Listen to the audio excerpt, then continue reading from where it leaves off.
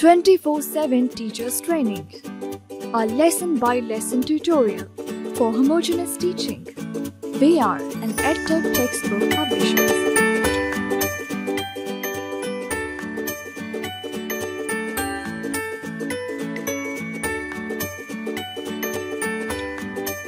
बिस्मिल्लाहिर्रहमानिर्रहीम। अस्सलाम वालेकुम मोहतरम टीचर। स्नोमैन पब्लिशर्स की जानिब से खुश आमदीद। ये सेशन और इसके बाद के दो सेशन चौथी जमात की मुआशरती उलूम के बाब नंबर 4 पर हैं। बाब का उन्वान है तारीख और इस पहले सेशन का उन्वान है कदीम तहजीबें।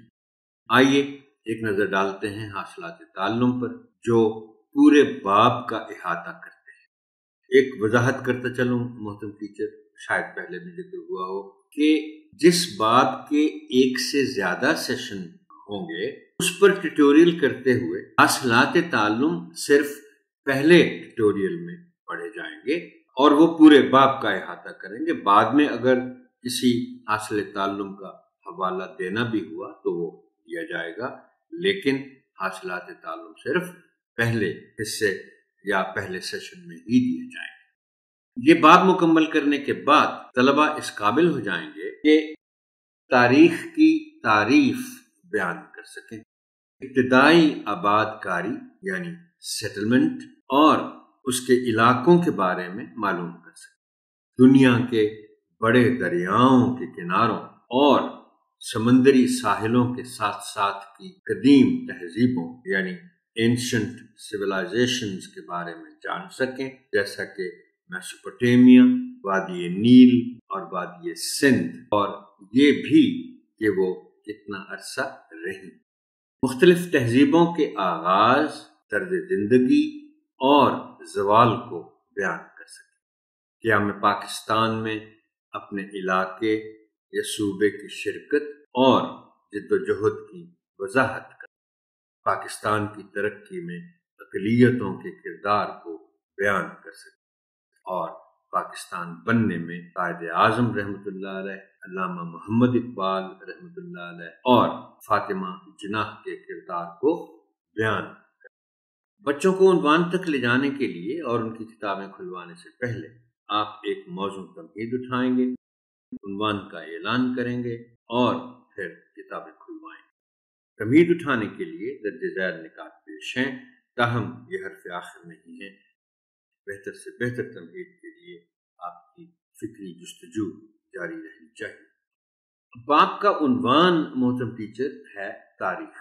बच्चों को ये बताना होगा कि तारीख होती क्या है, बल्कि मैं इस मौके से फायदा उठाते हुए आपको एक जुमला बताता हूँ जिसमें तारीख और जोग्राफिया दोनों को, जिसको कहते हैं ना कि डिफाइन किया, और वो बहुत जबरदस्त डेफिनेशन। अब जरा गौर से सुनिएगा, ये लिखा हुआ नहीं है कि पहले बात तो ये सुनने के चाहे तारीख हो या जोग्राफिया, दोनों मुआशरे, इंसानी मुआशरे का मुताला है। अब मैं वो जुमला बोलता हूँ। History is the study of society in time and geography is the study of society in space. एक का ताल्लुक वक्त के साथ है और एक का ताल्लुक जमीन के साथ। तमहीद के तौर पर बच्चों के सामने ये ख्याल जाहिर करें कि वो कभी कभी ये सोचते तो होंगे कि दुनिया कब से मौजूद है और इंसान कब से है। ख्याल तो आता है ना, सब सोचते हैं, जवाब हो या ना हो सवाल रहता है। माहिरीने आसार कदीमा आर्कियोलॉजिस्ट्स की रिसर्च के मुताबिक मौजूदा शक्ल में इंसान की इब्तिदा तकरीबन 400 करोड़ यानी 4 बिलियन साल पहले हुई। ये पत्थर का जमाना यानी स्टोन एज था, जो 500 कब्ल मसीह तक रहा। आज से कोई 10,000 साल पहले इंसान खाना बदोशों की जिंदगी गुजारता रहा। खाना बदोश यकीनन आप समझते होंगे, बच्चों को भी बताइए। इस ज़मीन में मैं आपको एक इंतहाई दिलचस्प बात जुबानदानी के हवाले से बताता हूँ। ये खाना बदोश फारसी का लफ्ज है। खाना का मतलब है घर और बदोश कंधों पर। ये खाना बदोश लोग होते हैं जिनका मुख्तसर सा सामान होता है, चंद مویشی ہوتے ہیں پاس، اور وہ یہ سامان اٹھا کے آج یہاں تو کل وہاں وہ کرتے رہتے ہیں، جہاں جاتے ہیں اپنا گھر بنا لیتے ہیں۔ تو یہ 10,000 سال پہلے تک تو انسان اسی طرح زندگی گزارتا، کھانا بدوش ہوا۔ پھر آہستہ آہستہ آباد کاری یعنی سیٹلڈ لائف سٹائل شروع ہوئی۔ انسان نے آج سے 5,400 سال پہلے لکھنا شروع کیا، اور تاریخ انسانی کا تحریری ریکارڈ بھی اسی وقت تک ملتا ہے، یعنی پیچھے جانے۔ ظاہر ہے جب لکھنا ہی نہیں اس سے پہلے ہوتا تھا تو پھر تحریری ریکارڈ کہاں سے آیا؟ اور میں ایک اور اہم نقطہ آپ کو بتاتا چلوں، یہاں یہ جو آپ دیکھ رہے ہیں نا یہ جملہ کہ پھر آہستہ آہستہ آباد کاری شروع، تو یہ محترم ٹیچر آپ یاد رکھیے گا، بچوں کو بھی بتائیے گا کہ یہ آباد کاری شروع میں صرف وہیں ہوتی تھی جہاں پانی ہوتا، اسی لیے 2 ہی مقامات ایسے ہوا کرتے تھے، یا تو دریاؤں کے کناروں پر یا سمندری ساحل کے قریب، کہ پانی کے بغیر آباد کاری ہو نہیں سکتی۔ بچوں کو بتائیں کہ دنیا کے کسی خاص حصے میں ایک ثقافت کے حامل رکھنے والے کسی معاشرے کے دور کو تہذیب یعنی سویلائزیشن کہتے ہیں، مثلا مصری تہذیب یا وادی سندھ کی تہذیب وغیرہ وغیرہ۔ اور یہ تہذیبوں کو کور کیا گیا ہے چوتھی جماعت کی معاشرتی علوم میں۔ 3 تہذیبیں اس میں شامل ہیں، اور 3 تہذیبیں پھر 5ویں جماعت کی معاشرتی علوم میں شامل ہیں۔ بچوں کو بتائیں کہ وہ اس باب میں سب سے پہلے قدیم تہذیبوں کے بارے میں پڑھیں گے۔ اب آپ بچوں کو باب کے متعلقہ متن کے درجہ ذیل مشمولات سے آگاہ کریں، یعنی جو حصہ ہم اس ٹیوٹوریل میں کور کرنے جا رہے ہیں، کل 3 حصوں میں ہم اس باب کو تقسیم کر رہے ہیں۔ پہلے حصے پہ یہ ٹیوٹوریل ہے، اور اس حصے کے جو مشمولات ہیں یعنی کانٹینٹس وہ آپ کے سامنے ہیں۔ بچوں کو بتائیں کہ وہ پڑھنے جا رہے ہیں تاریخ کیا ہے، تہذیب کا تصور کیا ہے، اور پھر یہ 3 تہذیبوں کے نام ہیں آگے: میسوپوٹیمیا کی تہذیب، وادی نیل کی تہذیب، اور پھر وادی سندھ کی تہذیب۔ اب میں بات کرتا ہوں تدریسی تیاری کے لیے مشورے جو میں آپ کو دینا چاہتا ہوں۔ پہلا وہی ہے جو ہر ٹیوٹوریل میں ہوتا ہے کہ آپ کو مہیا کیے گئے نصابی بریک اپ کے مطابق باب کے اس حصے کو اسباق میں تقسیم کریں، اور ان کے مطابق اپنے سبقی منصوبے تیار کریں۔ آگے ہے کہ یہ جاننے کے لیے کہ تاریخ اور جغرافیہ کیا ہے تفصیلی مطالعہ کریں، کیونکہ مطالعے کا کوئی بدل نہیں ہے ٹیچر، اگرچہ میں نے کوشش کی تھی کہ ایک جملے میں آپ کو تاریخ اور جغرافیہ میں فرق بتاؤں۔ پھر تینوں تہذیبوں کے زمانے اور محل وقوع کو واضح طور پر سمجھیں۔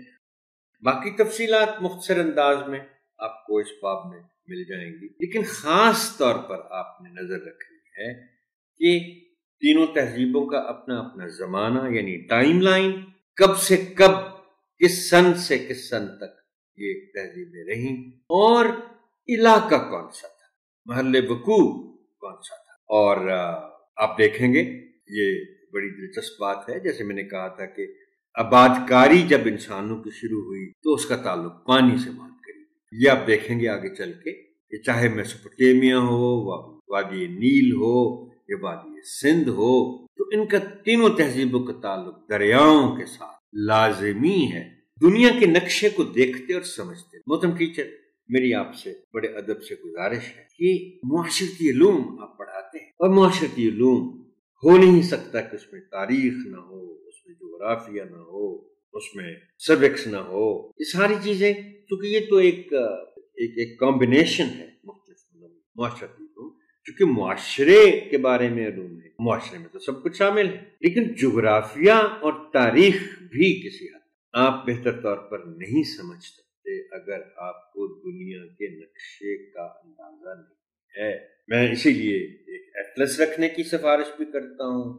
میں یہ بھی سفارش ہمیشہ کرتا ہوں کہ ہر کلاس روم کے اندر اسکول کو چاہیے کہ وہ ایک وال میپ، دیوار پہ لگانے والا نقشہ ضرور مہیا کریں، تاکہ بچے فارغ وقت میں بھی اس نقشے کے آگے کھڑے ہو کر دیکھیں، آپس میں باتیں کریں کہ کون سا سمندر کہاں ہے، کون سا ملک کہاں ہے۔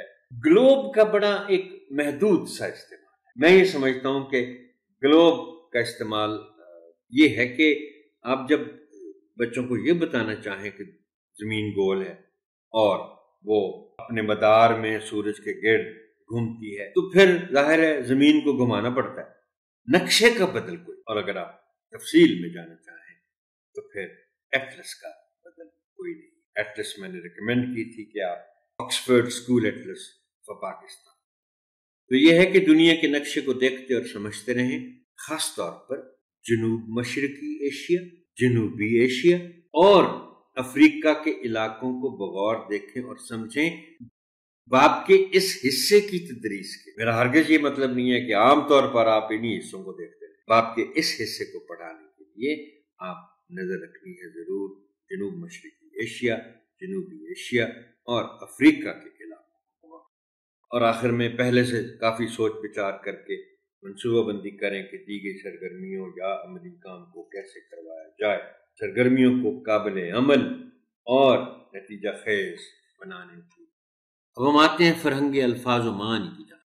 کرۂ ارض، یہ لفظ جو کرہ ہے یہ پلینٹ ہے، پلینٹ، اور ارض زمین، تو مطلب ہوا کہ پلینٹ آف ارتھ، کرۂ ارض۔